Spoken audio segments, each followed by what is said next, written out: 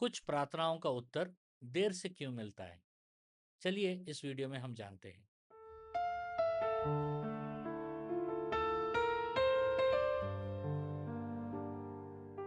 Video को अंत तक जरूर देखिएगा क्योंकि मैं एक सवाल पूछूंगा और पहले 3 सही जवाब देने वालों में से 2 जन को मेरा किताब इनाम में मिलेगा और किताब बाई पोस्ट आएगा आपके घर। मेरा किताब 40 दिन का संपूर्ण बाइबल आधारित उपवास मार्गदर्शक।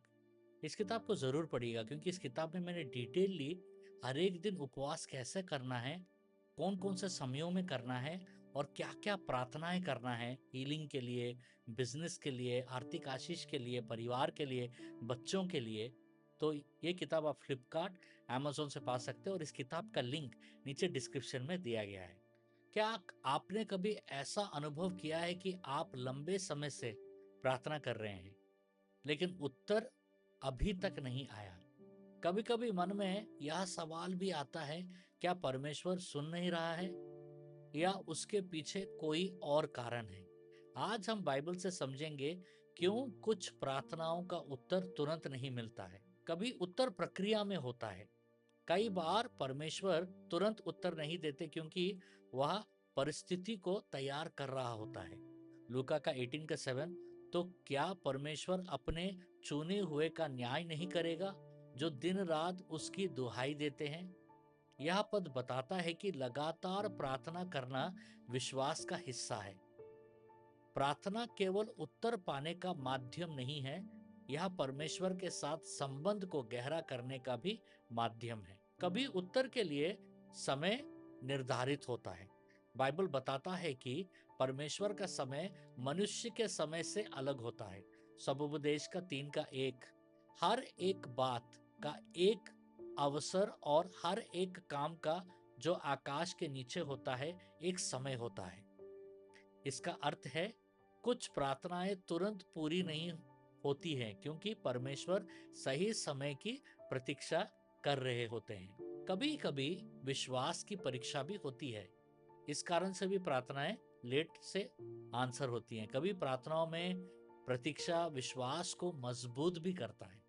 इब्रानियों का 10 का 36, तुम्हें धीरज धरना अवश्य है ताकि परमेश्वर की इच्छा को पूरी करके प्रतिज्ञा की हुई वस्तु को प्राप्त करो।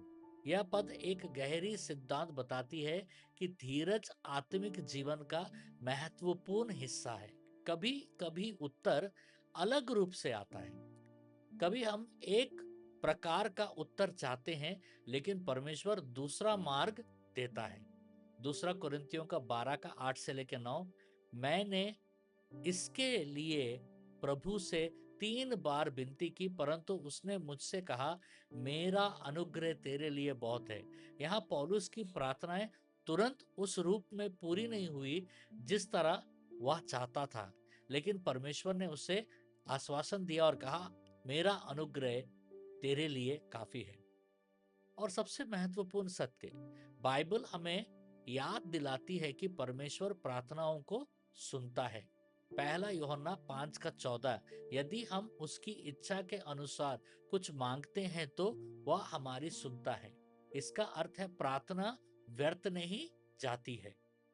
कभी उत्तर तुरंत आता है, कभी प्रक्रिया में आता है और कभी सही समय पर आता है, लेकिन परमेश्वर सुनता है हमारी प्रार्थनाओं को और सुनता ही नहीं, उत्तर भी देता है। देखिए, जब प्रार्थना का उत्तर देर से आता है तो इसका अर्थ यह नहीं कि परमेश्वर चुप है, क्योंकि कभी कभी परिस्थिति तैयार कर रहा होता है, हमारे विश्वास को मजबूत कर रहा होता है या सही समय की प्रतीक्षा कर रहा होता है। इसलिए प्रार्थना करना बंद मत कीजिए। कुछ सूचना याद रखिए, हर मंडे, ट्यूसडे और वेडनेसडे को, सोमवार, मंगलवार और बुधवार को मैं भारत के समय में रात को 9 से 10 बजे सपनों का अर्थ बताता हूँ यूट्यूब में लाइव आकर।